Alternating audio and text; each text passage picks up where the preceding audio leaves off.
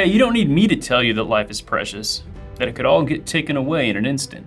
That's why I keep a 4-week emergency food kit from My Patriot Supply in my home. It's got everything my family could need during a crisis. With over 2,000 calories a day, there's enough to go around during times of social unrest, government crackdowns, or God forbid, an attack on the homeland. You know, the Chinese? The food lasts up to 25 years, ready for whenever disaster strikes. We've seen mass panic in our lifetimes before, and some weren't that long ago. I'm not going to take my family's safety for granted anymore. Are you? What are you, an idiot? Right now, you can get $50 off the same 4-week emergency food kit that I keep in my home. Go to preparewithb.com and save $50 on your 4-week emergency food kit, and My Patriot Supply will send it over as fast as humanly possible. Trust me, I know because my order showed up in one day. And it shipped free! Get your 4-week emergency food kit now at preparewithb.com. That's preparewithbee.com. The Babylon Bee Podcast. Hey, welcome to the Babylon Bee Podcast, formerly known as the Bee Weekly, formerly known as the Babylon Bee Podcast. I'm the producer, Dan Coates. With me, as always, is this guy. Hi, my name is Travis, and I work here at the Babylon Bee. And this guy. Hi, I'm Jarrett. I also work here at the Babylon Bee. We all work at the Babylon Bee, and we're on the Babylon Bee Podcast. What a coincidence. Wow, and that's why you want to hear from us, because we work here. Some might call it a coinky-dink. Yeah. This is a little look behind the scenes at what the people from the Babylon Bee that you know and love actually care about. What do we talk about? What do we think? Yeah. Not that we're that interesting. I don't know why you guys care. Yeah, so what are we going to talk about today? Well, I thought it was kind of cool that we have the actual lectern from Nancy Pelosi in our studio now. Which you will see prominently in our new movie, January 6th, the most deadliest day. This was the one actually stolen from the Capitol and hid somewhere under a bridge in New Jersey. Which we then found. And we're able to transport it here to the bunker where we shoot. Yeah. So that Nancy Pelosi has not been able to get her claws into it and take it back. And the beauty of it is that due to the finders keepers loophole, we did not steal it. It was already lost somewhere. We just found it. You know, is that a true thing? Like the finders keepers loophole, if you find stolen items, you can keep them? I think technically, according to the law, you are supposed to turn something into the police station, and then after a certain amount of time, they just go, it's yours. Really? it's right there in the law code next to the 5-second rule. Yeah. The 5-second rule. What about the make my day law? Is that real? I think that's more of a guideline. It's more of a guideline. It's more of a suggestion. It's more of a guideline. Yeah, I just watched that movie over the weekend with Dirty the kids. Harry. No, not Dirty Harry with the kids. No. Oh. Well, that's where Make My Day comes from. Well, yeah, but the guideline comes from Pirates of the Caribbean. Oh, yes. They're more like guidelines than actual rules. I mean, you don't remember the part from Dirty Harry where he says, "Go ahead and make my day." It's more of a guideline. That's one Clint Eastwood impression. I actually don't remember that. I don't remember much about Dirty Harry. There's a couple things I do remember that I probably should remember. I really enjoyed Dirty Harry as like when you watch it on TV and then you rent it as an adult and you're like, whoa. You're like, the 80s were different. There was yeah. Well, and there's a whole like subplot where like, why is he called Dirty Harry? And you find out it's because he just kind of peeps at people. He's a dirty old man. He's kind of a dirty old he's man. like he's a voyeur. Like that's kind of it's like, oh, that's why he's called Dirty Harry. What a strange subplot. You're like, you want your hero to be a voyeur. Well, I mean, it's a different time. Yeah. Let's just say that. I mean, there's an element where you create a character with imperfections and flaws, and that makes them more interesting, but that's just a weird one. Yeah. It's just a weird one. It's just a weird one. We try to do it with our sketches, create subplots. Yeah, like Satan is a voyeur in all the sketches. Oh, yeah. No, Satan is all the things. Yeah. So the subplot is he does all those things. Yeah. So whatever they are. We made him a flawed character. Yeah. Well, if you want to watch a movie without a dirty old man or weird perverts in it, except for Kyle, you watch January 6th, the most deadliest day. And you can go to babylonbee.com/January 6th and you can sign up and become a premium member. And that's how you get access on October 11th when our movie comes out. One we're all in it. Isn't that's We are all. never Travis has a really big role in it. He's an excellent investigative reporter. Yeah, but it was you're just in it. I am in it. If you look real close, you can see me. you squint a little bit, but you do have the honor of producing it, Yes. and Kyle wrote it and directed it. And Brandon and Jordan. We're actually really proud of it. We're really proud of it. As a team, Brandon directing it. Yeah. Kyle writing and, directing too. And, Travis in there. You actually wrote some stuff for it too. Some stuff that was rejected, I think. Yeah. But and then Joel Berry contributed. There's a lot. I mean, all of us contributed a little bit. Like Bettina contributed artwork for it. Yeah, that's right. And, it was a big team effort. It was a big team effort, and we're really proud of the team for getting it done. I think it's an awesome accomplishment. Making a movie is so different than making a 5-minute sketch. Yeah. And we all contributed. It's like you said, I'm background actor number 17. That's right. So I was gonna say they can't take that away from you unless they cut it. They can take. Yeah, I guess they can take. They'll digitally. It's not wipe too you. late. No, there's it's like making a 5-minute sketch, only longer. Yeah. And it's always weird how making a movie, even it's not like a 2-hour and 45-minute film, but it's feature length. I mean, it's pretty epic though. Yeah. But it's making it, you always think in your head, like, well, this should only take like this long to make because that's how long the movie is. And it takes longer. You have to. Is that how you approached it? Yeah. 90 minutes of filming, right? We're done. Yeah. All done. That was easy. Yeah. That was a Tuesday. Yeah, so go to babylonb.com/January 6th. Please support us, support the movie. We want to keep making stuff like this and keep putting stuff out there for people to watch. Use the promo code podcast, and I think you get some kind of discount when you sign up. And it also helps the podcast out because it's like, hey, people listen to this podcast. It proves to people that you want the podcast. And if you don't want the podcast, then I don't know what I'm doing with my life. Yeah. I don't either. I got to reevaluate. But there is, we have sort of slowed down the 5-minute sketches that we've been doing. Sure. In order to focus on this feature film. But we also are bringing back some 5-minute sketches. So be looking for those as well. Like those are coming back a little bit here and there. We've got a lot of stuff coming out. So a lot of stuff for you guys to check out. Yeah. One of my favorite sketches we've ever done is coming out in like the next week. It's going to be great. It's going to be really funny. Yeah. So be sure to sign up and become a member of the Babylon Bee website, not the YouTube channel. That's good too. But the website, get a premium account, not a basic account. So those basic members, you got to give us a little cheddar and then we'll let you be premium. Yeah. And just a quick mention, we've also got our book coming out, The Babylon Bee Guide to the Apocalypse, which is continuing our guide series. So make sure you check that out. I think you can pre-order it now on Amazon or on our store, shop.babylonbee.com. Yep. Use promo code podcast for that too. Yeah. In this episode, you're going to get Battle Box, which the Battle Box, as Joe Biden said, is where we settle our differences, right? That's Not with bullets, but with the Battle Box. Yeah, the Battle Box. We've also got news. We've got some updates on the Trump shooter guy that got arrested. Are you guys ready for this? I'm ready. I'm excited. Let's get into it. I was born ready for this. Let's do it. Dig in. But first, we've got... You used to be good. Adam Ford. I really miss Adam Ford.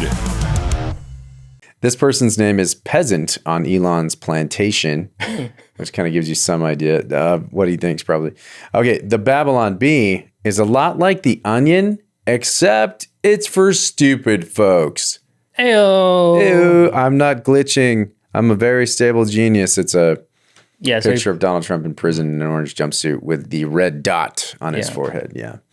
So adding the picture of Donald Trump with the text, I'm a stable genius, seems to have nothing to do with his actual post. Yeah, I think he's just it's just like, hey, it's a very simple juxtaposition of genius versus stupid. Yeah. Right? Well, so it's kind of like this weird idea where you just project onto a whole group of people like, oh, you're all on the right. You're all Trump people. You're all, whatever. And then you say, those people are stupid. Yeah. And that's your whole point. Yeah. It's not a very... It's the collectivist mindset, though, too, because we don't really judge. I don't judge Democrats as a group so much. I do. Well, maybe I wouldn't say they're all a bunch of morons. No, wouldn't say they're there all are a some bunch of people morons, who, yeah. at the core, when Democrats just like, I think the government needs to be more involved in certain things. Yeah. You can have a reasonable disagreement. Yeah. Yeah. Yeah. But in terms of going towards like leftist woke ideology, how the Democrats have largely gone towards that's the part I disagree with. You know what's been bugging me about the Democrats lately is that they're so incurious about anything to do with Kamala Harris. They just don't like Trump. Like if you ask them anything specific, they have zero curiosity. It's like, what are your candidates' policies on immigration? I don't care. Like, well, Trump's policies are this, and I don't like Trump. And you're like, oh, okay. Well, they wouldn't even know Trump's policies. They would just say, I don't like Trump. Yeah. That's true. It makes me wonder how things would be going if we had a different presidential candidate instead of Trump. Like, would it be the same? Because they can't just do, it's a referendum on Trump. It'd be, we have to talk about this guy. Well, I think it's J.D. Vance. I think if you were to compare and say, I would say, yeah, because we can kind of see a little bit of a microcosm with J.D. Vance, the way they're treating him. That's true.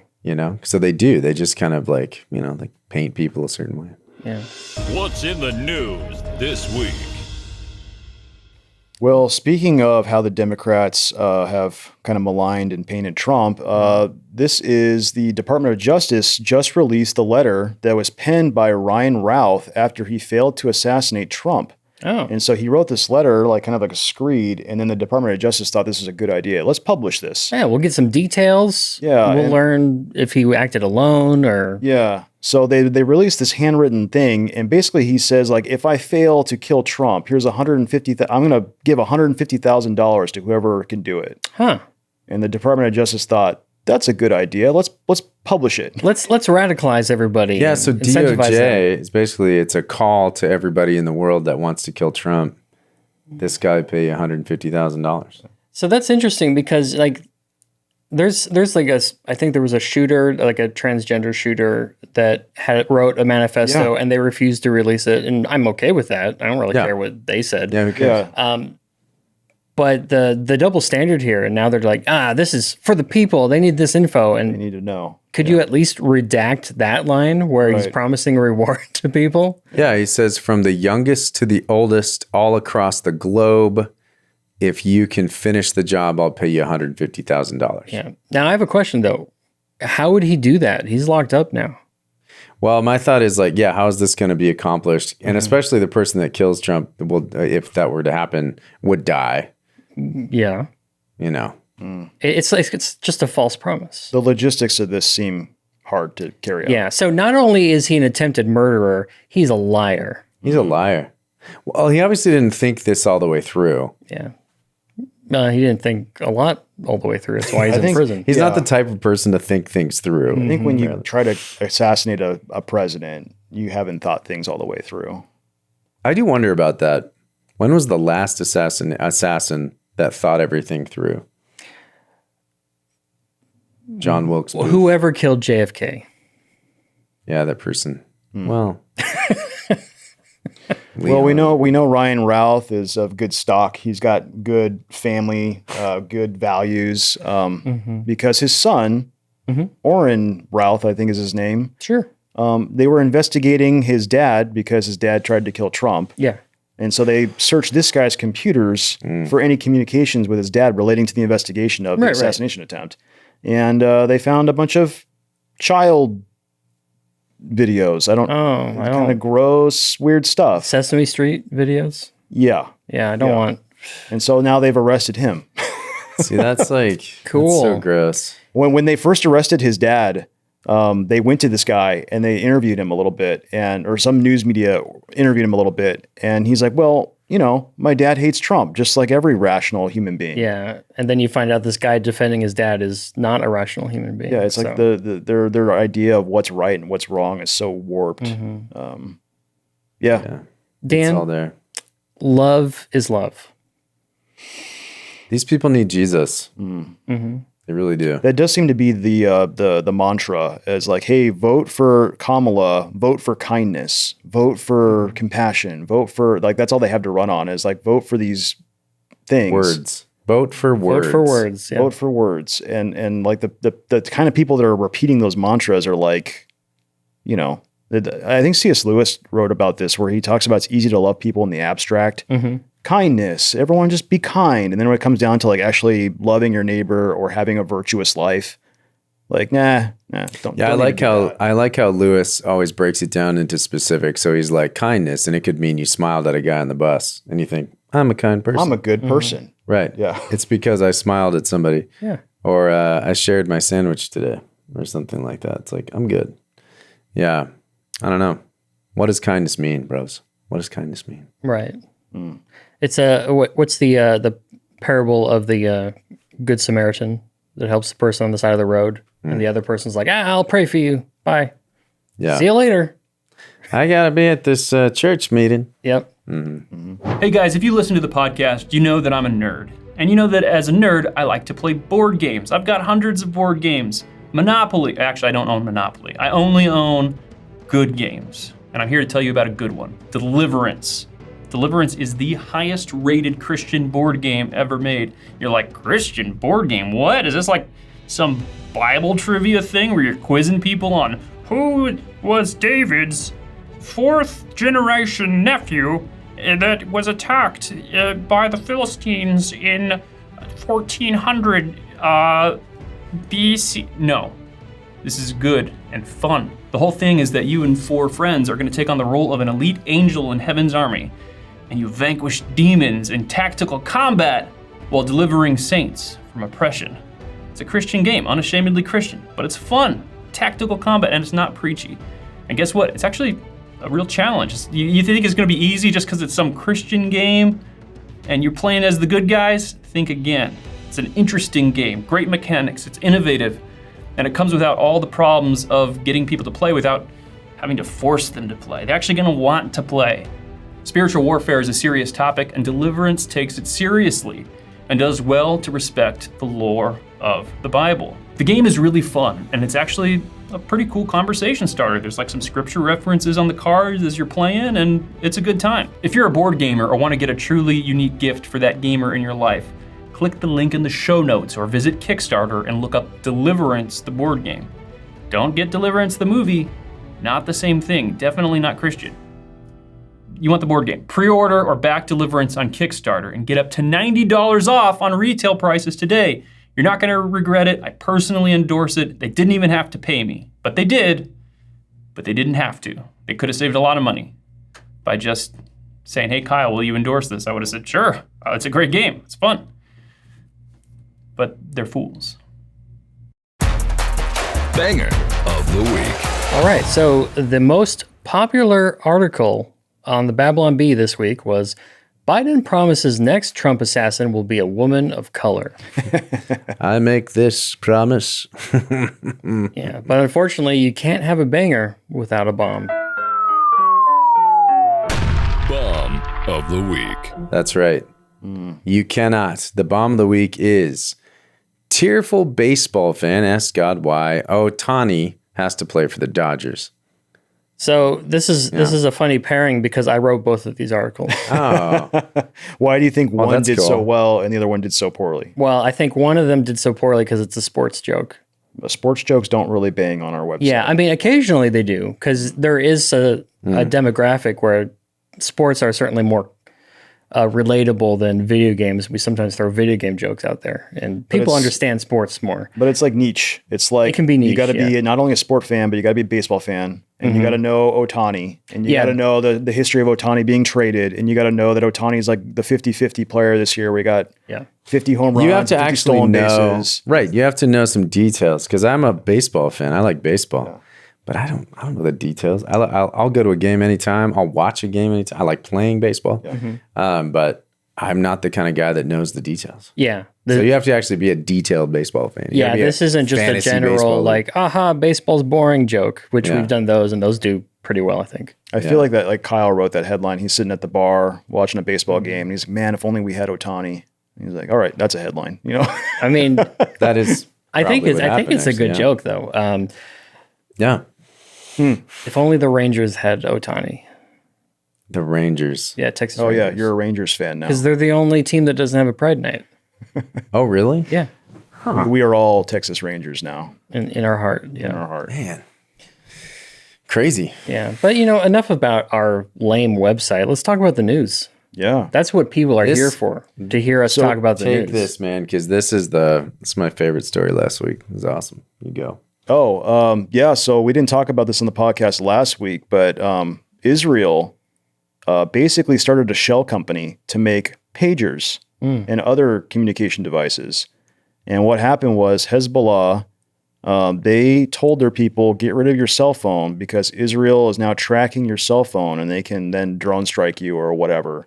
So the Hezbollah's, terrorist people, their top commanders, they're all walking around with pagers. Mm-hmm. So Israel made the shell company to put explosives into the pagers, and then they basically synchronized a way to blow them up. They did a coordinated attack where everybody with a pager had a small explosion on their hips. A lot of people died, or wherever they had. Yeah, some people died. Some people were just injured, but they were like handicapped essentially from the ordeal.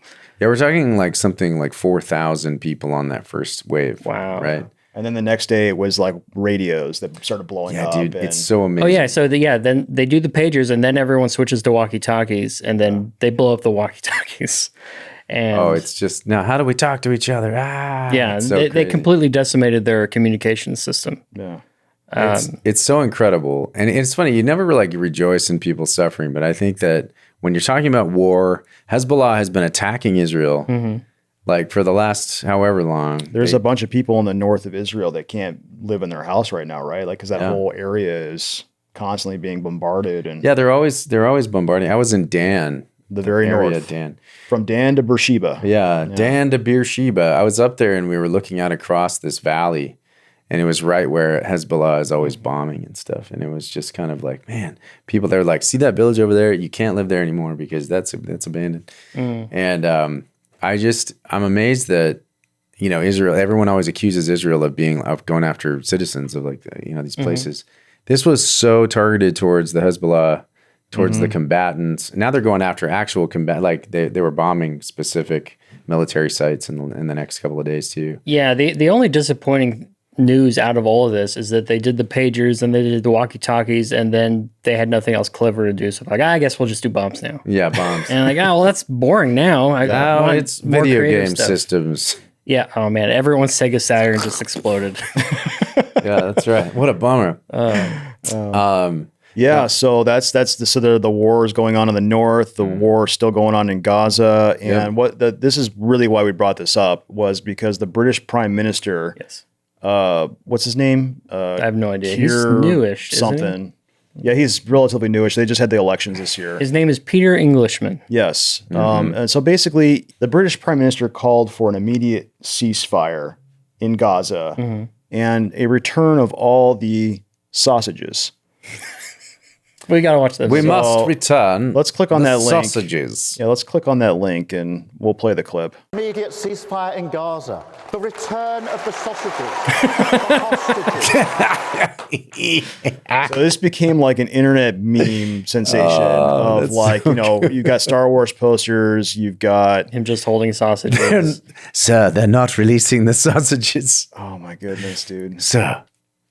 Yeah, so ton of different memes out there. Oh, that's funny, bro. So yeah, we'll put some of these up on the screen for our video listeners. For our blind listeners, there are lots of funny memes, including sausages. Yeah, and I'm sorry you don't get to see them. All the people out there that think, okay, we're just a bunch of Jews that are supporting Israel. Like we get that comment all the time that we're all a bunch of Jews. It's so funny.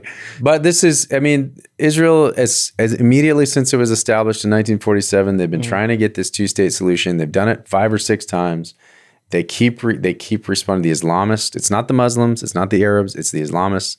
They keep responding by saying no and then bombing Israel and throwing all this crap at them. And so for Israel to defend itself, people get so mad at Israel, and I'm just like, what are you guys doing? It doesn't make any sense. That sounds a lot like something a Jew would say. Yeah, that's right. Yeah, so let's go back to American news with the election with Donald Trump and Kamala. They have like a really close election that's going on. Yeah. And so naturally, Trump decided to have a new strategy of releasing Trump coins. Yeah, minting some new coins. Cool. I don't know does that help you win an election? Like, or is that what is it? And they're Well, in they're the sense- $100 each. $100 each. So In let's the see what. sense, I think it does because he's just every time he does anything like this, he makes millions of dollars. Yeah. So let's go up to Trump's original tweet. Does the campaign make millions of dollars, or does Trump make millions of I'm dollars? pretty sure it depends. Depends on who paid So for what the he points. what he posted on X was, "Hello everyone, I have something incredible to share today as we are introducing the launch of our official Trump coins, the only official coin designed by me and proudly minted here in the USA. The President Donald J. Trump first edition silver medallion will be available starting Wednesday, 9/25/24, exclusively at trumpcoins.com. Sign up today." Yeah, get yours today. Are we buying one of these? We absolutely should. I hope so. Yeah, I kind of want one. They're probably sold out already. So it's like $15 worth of silver. You pay $100 for it. but it's got his face on it. Yeah, I mean, a normal silver coin doesn't have Trump's face on it. That's true. It's such a thing to do, though. Like, it's like Julius Caesar would do this, you know? Like, if you were like a world leader, you got to print your own coins. You gotta. It just seems so weird to me that you're trying to run for president and you're trying to get votes, and you're like, hold on a minute, I'm going to release Trump coins. Yeah. It just seems like such a Hold on, everybody. Hold on. I'm going to spend time on this Yeah. really quick. So I appreciated our CEO's Seth Dillon's response to this, when he posted, or just hear me out. Let's not do this and focus on winning votes instead. I agree with that sentiment. I do too. I think Trump coins is certainly, it's publicity, and there's a sense that there's no such thing as bad publicity, which is really not true. But Apparently. other than just getting his name out there, I don't know if it's helping anything. Well, my thought is Seth's probably right, but I also think Trump just spent a ton of money on his trials. Like, he's spending money campaigning.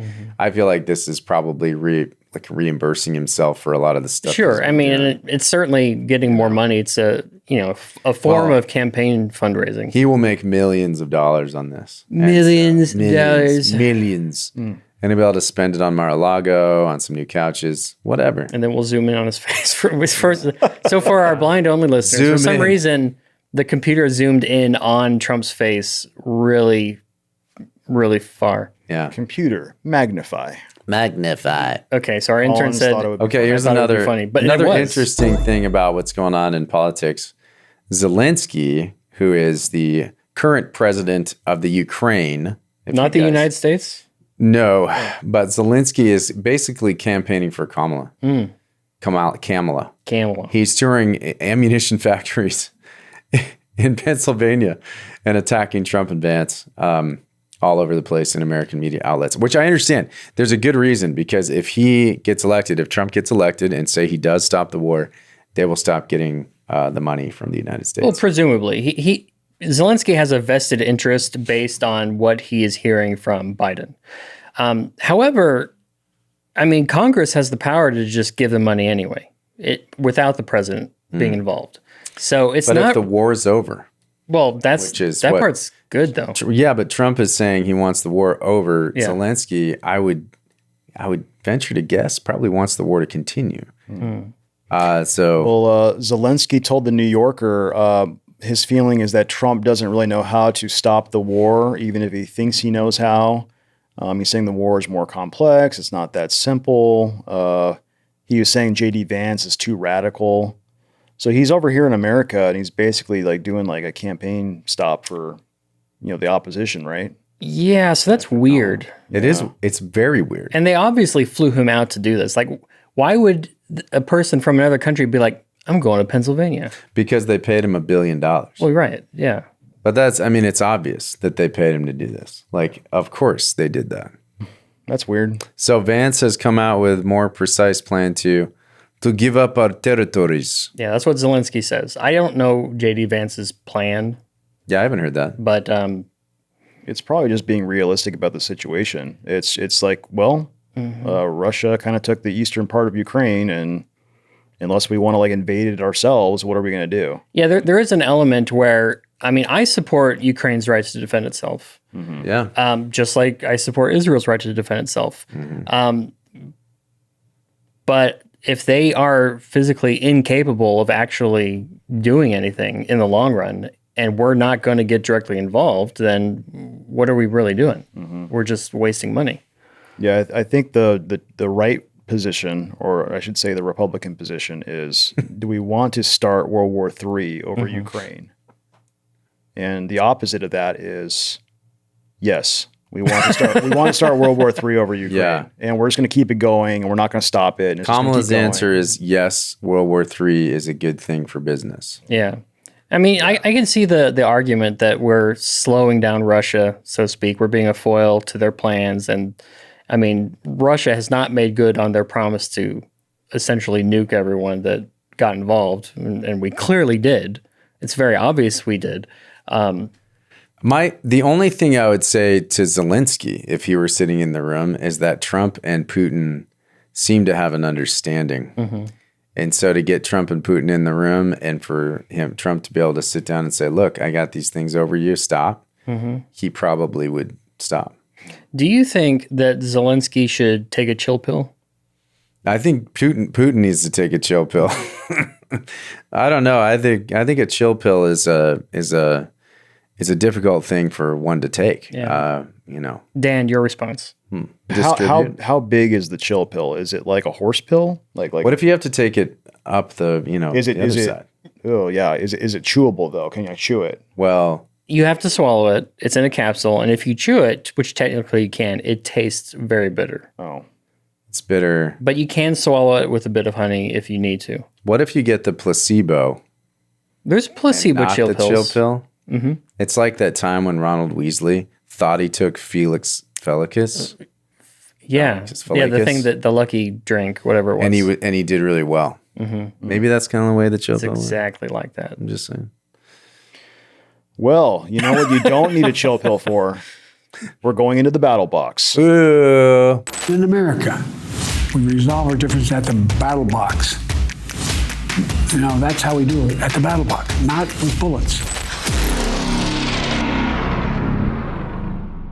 This week's battle box is Puerto Rico, the board game, versus Puerto Rico, the island.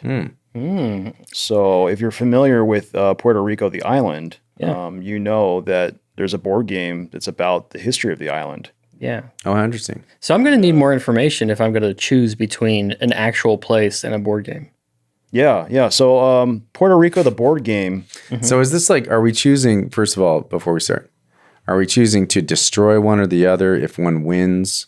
Well, the battle box is where we resolve all our differences, as Joe Biden said. And so it's like two things enter, One thing leaves, one right? thing So leaves, which is like Puerto Rico or Puerto Rico, the board game has to go. we're basically deciding what do we like better, if that helps. Oh, Like, yeah. well, Oh, no, that makes sense.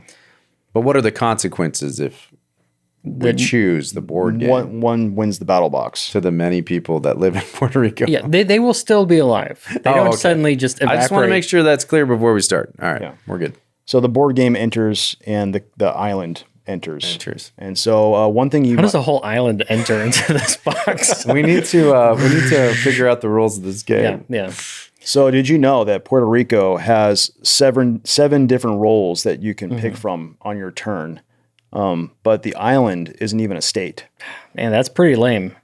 Yeah. Why isn't Puerto It's Rico not a state? even a state. It's just a a controlled territory. U.S. territory. Yeah. They voted, please make us a state several times, and we're like, nah. We don't need you. It'd be expensive because you'd have to get other stuff. Do you think it's because they don't have the population to be considered a state? Or I'm gonna look it up. Yeah, what I've heard is that it's balance. because they would get other perks from being officially part of the U.S. and Why isn't Puerto Rico a state already?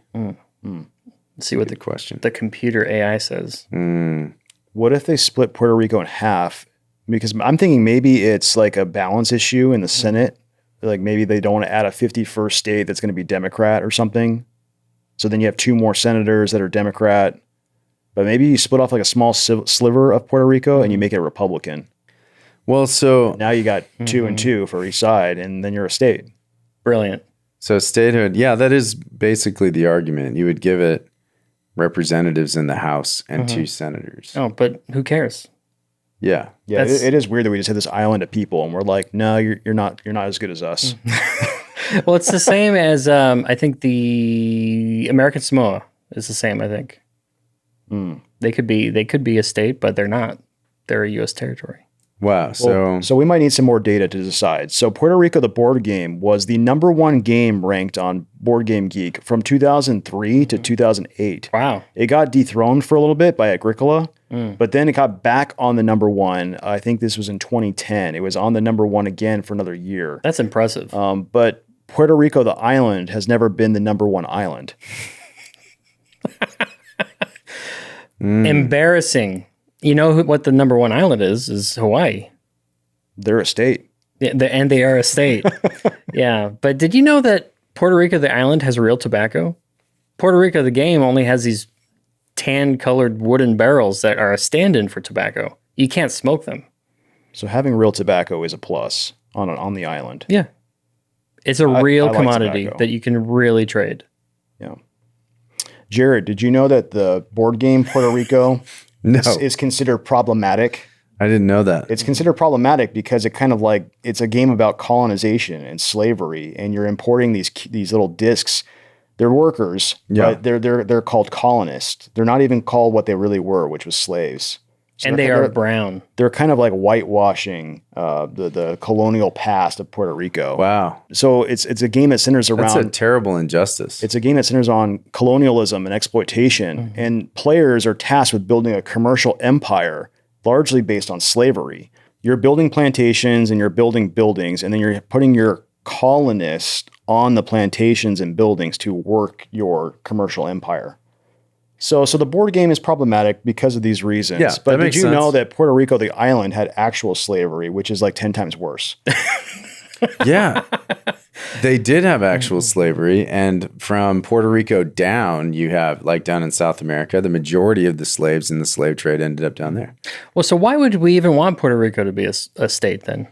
Because it's a great vacationing spot. True, good point. Yeah. And there aren't any other, like, I guess New Mexico is kind of a Latin sounding name. Yeah, and you know what? But Puerto Rico redeemed itself by releasing a new edition of the game where it replaces the colonists with purple pieces that don't look brown. Yeah, it's Puerto Rico 1897. So you can't even, they don't even print the original game. Now it's like this new version that is more inclusive and more palatable to modern sensibilities. Yeah, and all the workers look like Grimace from McDonald's. James Bond spent some time in Puerto Rico. Is that right? That is correct. Yeah, so He Travis looked spent this a up. lot of Caribbean. He was in a lot of Caribbean places. Yeah. Most of the stories take place in the Caribbean. Yeah, so we found out that Puerto Rico is used often as a stand-in for anything that takes place in Cuba for American films. Oh, yeah. So it's like, oh, that looks like Cuba. So in GoldenEye, the scene where Bond and Alec Trevelyan are fighting on that antenna tower, Yeah. and then that whole thing falls down on Alec Trevelyan and kills him. Yeah. That was in Puerto Rico, the island, not the game. Wow. That So was in James the island. Bond has never been to Puerto Rico, the board game. Yeah, it's interesting because I'm trying to remember. I read a bunch of the books. I remember the Ian Fleming books. I really like them. They're really great books. Yeah, the Puerto Rico, the board game is not in any of those books. Yeah, he doesn't even play them. He doesn't even mention it. No. No, Why not? Yeah. Stupid. right? Probably maybe because the game isn't as good as the island. The game is probably not as good as the island. Yeah. Puerto Rico, the board game, is only 12 inches wide, and the island is 110 miles wide. So the island's kind of got Puerto Rico beat there. Oh yeah, I think the that's Puerto Rico, the game beat. I mean, unless you No. like the travel size of Puerto Rico, the board game. You can't travel with Puerto Rico, the island. That could be a pro. You know, this is another point, but Puerto Rico has people. The game only has little figures in it. Yeah. And if you like people, that's, Yeah. So there is one problem with the updated Puerto Rico, though. what is it? Well, because they took this best-selling classic Euro game and they reimagined it into a more welcoming, inclusive gaming experience, which is good.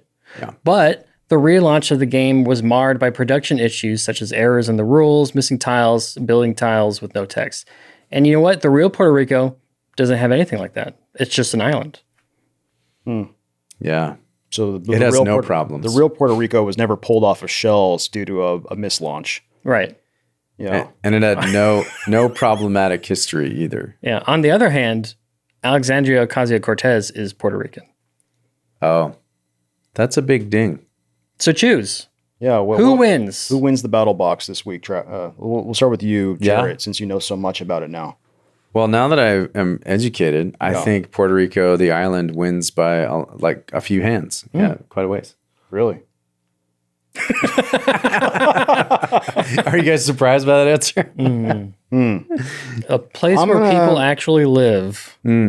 Just because of AOC, I'm going with Puerto Rico. The board game? Yeah, I just want the game. I've I'm gonna never go to Puerto Rico. I've never been to Puerto Rico. It looks beautiful, but I can play the board game anytime I want. Right. So for that reason, I'm going with the board game. We should do a movie launch event in Puerto Rico.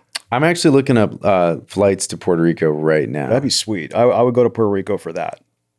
We should make a satirical film about Cuba Let's go ahead and and have a reason to shoot in Puerto Rico. Yeah, let's go ahead and book this now, and we'll just tell Kyle when he comes back. Okay, I'm going to book it. They're $409 to San Juan.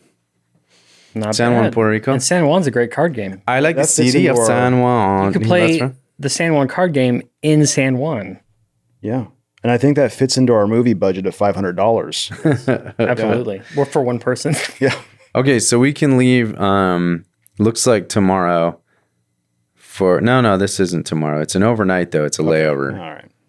Yeah. I don't know if you like layovers, but one stop in DFW, So departing Monday, October 21st for $409. Let's go. Okay. yeah. So for our audio only listeners, Jarrett was looking at his phone with his hat backwards, which let him look at his phone faster than anyone else. Yeah. So it looks like the board game won. Yeah. All right. So that was the battle box. And Thank now- you for tuning in. Even though we, hid this information from Jarrett, the island now does no longer exist. Oh no. All those people are gone. How did you guys do that? It's just the battle box. We didn't do anything. The battle box. That's just the battle box. Wow. That was a great segment. Yeah, it was. So coming up in the subscriber lounge, which you can go to babylonb.com/January 6 and become a premium member. You get everything on the website. You get full-length podcasts. You get access to the movie on October 11th. You get special discounts in the store using promo code podcast. You can pre-order our new book, The Babylon Bee Guide to the Apocalypse. Man, that's a mouthful. That's a lot of stuff we got going on. Yeah. So go do that, and then you'll see us in the subscriber lounge where we got some love mail from Roman Catholics. Wow. 'cause Unexpected. We talked about the Pope last week, and they wrote in. And then we've got that's subscriber great. headlines, and Jarrett is going to reveal another secret. That's a Ooh, secret. a dark secret. That's So- a secret. Go subscribe, and we'll see you on the other side.